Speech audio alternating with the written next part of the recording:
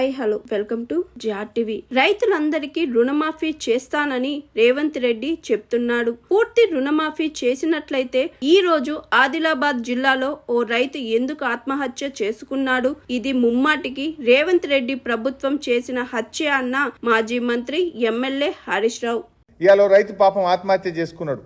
ఆదిలాబాద్ జిల్లా బేల మండలానికి చెందినటువంటి ఒక రైతు ఆత్మహత్య చేసుకున్నాడు. నిజంగా అది రేవంత్ రెడ్డి ప్రభుత్వం యొక్క హత్య. అది రేవంత్ ప్రభుత్వం చేసిన హత్య. అది నిజంగా నువ్వు రుణమాఫీ చేసి ఉంటే ఆ రైతు ఎందుకు చనిపోతుండే అని నేను ఈరోజు అడుగుతా ఉన్నా. ఆ రైతు బేల మండలం సైదాపూర్ గ్రామం. ఆయన బ్యాంకోళ్ళు వచ్చి రోజు అప్పుగట్టని ఇంటికాడ బెదిరిస్తా ఉంటే వశపడక ఇవాళ పొద్దున్న లేచి బ్యాంకుకు పోయి బ్యాంకులోనే పురుగుల మందు తాగిండు. బ్యాంక్ అధికారుల సమక్షంలో బ్యాంకులో పురుగుల మందు తాగిండు. పాపం హడావిడిగా ఆదిలాబాద్ రిమ్స్ హాస్పిటల్ తీసుకుపోతుంటే మార్గ మధ్యంలోనే బ్యాంక్ అంటే ఇవాళ ఎందుకు చనిపోయింది? ఆయనకు ఉన్నది 5 ఎకరాల భూమి, 3,50,000 బ్యాంకులో అప్పు తీసుకున్నాడు. రేవంత్ రెడ్డి చెప్పినట్టు 2 లక్షలు మాఫీ చేస్తే ఇవాళ ఆ బేల మండల రైతు ఆత్మహత్య చేసుకునే పరిస్థితి వస్తుందా?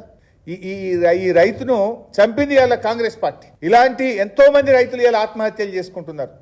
పైగా ముఖ్యమంత్రి అంటే రుణమాఫీ అయిపోయింది అంటున్నాడు. మరి నాగోరావుకు 3,50,000 అప్పు ఎందుకున్నది? రుణమాఫీ అయిపోతే ఎందుకు నాగోరావు ఇవాళ బ్యాంకుల వైపు పురుగుల మందు తాగాల్సిన పరిస్థితి వచ్చింది?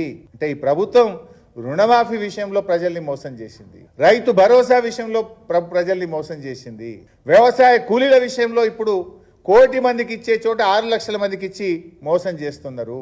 చివరికి రేషన్ కార్డులు ఇవ్వండి అంటే రేషన్ కార్డులు కూడా ఇవ్వకుండా పేదల ఉసురు పోసుకునే ప్రయత్నం ఇవాళ వీళ్ళు చేయడం అనేటువంటిది చాలా దుర్మార్గమైనటువంటిది.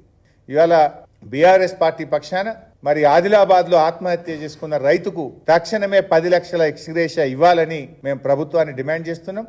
ఇది ఈ ప్రభుత్వ హత్య, ఈ ప్రభుత్వ నిర్లక్ష్యం వల్ల చెప్పిన మాట ప్రకారంగా రేవంత్ రెడ్డి డిసెంబర్ 9 నాడే రుణమాఫీ చేస్తా అన్నావు.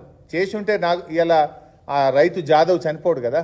లేదు దేవుళ్ళ మీద ఒట్టుబెట్టి 15 ఆగస్టు నాడు రుణమాఫీ చేస్తా అన్నావు. నువ్వు చేసి ఉంటే ఆ గిరిజన రైతు జాదవ్ ఇవాళ చనిపోవాల్సిన అవసరం లేదు కదా. లేదు మొన్న నవంబర్ 30 నాడు మహబూబ్ నగర్లో రైతులకు మొత్తం రుణమాఫీ చేస్తా అన్నావు. ఆ చెప్పిన మాట ప్రకారంగా బ్యాంకుల డబ్బులు పడితే ఇవాళ ఆ గిరిజన రైతు జాదవ్ చనిపోడు కదా. అంటే జాదవ్ మరణం ఇది కాంగ్రెస్ ప్రభుత్వ హత్య. ఇప్పటికైనా రైతులందరికీ కూడా రుణమాఫీ పూర్తి చేయాలని, అదేవిధంగా జాదవ్ కుటుంబానికి 10 లక్షల రూపాయలు ఇచ్చి ఆదుకోవాలని చెప్పి కూడా ఈరోజు బీఆర్ఎస్ పార్టీ డిమాండ్ చేస్తుంది.